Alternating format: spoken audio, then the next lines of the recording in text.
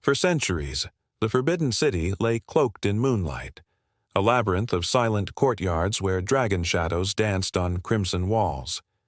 It was a world built for emperors, a place where men held absolute power. But tonight, we're not talking about an emperor. We're talking about the woman who outplayed them all. This is the story of Cixi, the concubine who became the Dragon Queen of China. Her story doesn't begin in the golden halls of Beijing. It starts with a young Manchu girl from a modest family, selected at 16 to join the emperor's harem.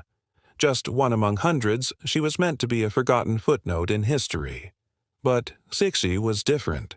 She possessed a razor-sharp mind, an uncanny memory, and an iron will that refused to break. Inside the chambers of the Xianfeng Emperor, she was a quiet observer. While other women competed for attention with jewels and silks, Cixi offered something far more valuable: her intellect. She didn't just pour tea, she discussed military strategy and affairs of state. Soon, she became the emperor's confidant, his trusted advisor.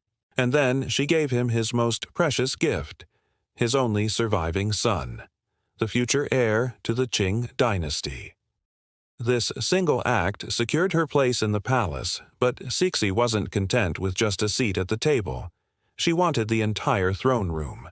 When the emperor died young, the court became a viper's nest. Ministers and princes plotted to seize power, intending to use the child emperor as their pawn. But they underestimated his mother. Cixi knew that if she didn't act, she and her son would be cast aside, or worse. So, in a stunning move, she joined forces with the senior empress, Zhen. Together, they orchestrated a masterful coup right within the palace walls. The regents who thought they held all the cards were arrested overnight, their power stripped away in a heartbeat. From the ensuing chaos, Cixi emerged as co-regent, the true authority behind the dragon throne. For the next half-century, she ruled from behind a silk screen. Officially, she was just a consultant, the Dowager Empress.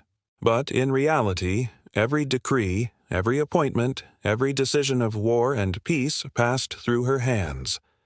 Officials who entered her presence trembled, knowing their careers depended on her favor. She was a master of political theater, playing factions against each other with chilling precision. She projected an image of maternal grace while wielding the ruthless strength of a seasoned monarch. To the world, she was a shadow. Inside the Forbidden City, she was the dragon. But her reign was far from a golden age. China was in turmoil. The devastating Taiping Rebellion had claimed millions of lives, and the Boxer Uprising would soon bring foreign armies marching into Beijing itself. Western powers were carving up China like a pie, forcing unequal treaties and humiliating concessions. Cixi's critics, both then and now, paint her as a reactionary tyrant, a woman who clung to ancient traditions while the world modernized around her. They point to the infamous marble boat she had built at the Summer Palace, accusing her of squandering funds that could have saved China's navy from ruinous defeat. To them, she was the obstacle, the woman who chained China to a dying past. But history is never that simple. Others see a different Cixi. They see a brilliant political survivor who held a crumbling empire together through its most fragile century. She was a woman navigating a world designed to exclude her, a ruler facing down foreign invasions and internal collapse simultaneously. Could anyone have steered the ship of state through such a perfect storm?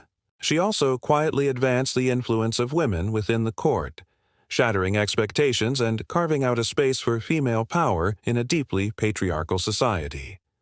Love her or hate her, she remains one of the most formidable rulers in China's long and storied history.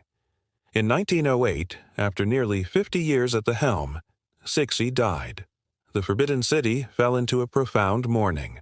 Just hours before her own death, she had named the final emperor, the child Puyi, to succeed the throne. But her passing created a vacuum that no one could fill. The steady hand that had guided the empire for so long was gone. The dynasty she had fought so fiercely to preserve crumbled in her absence. Within 3 years, the Qing Empire, which had stood for centuries, was no more. So, who was the real Cixi?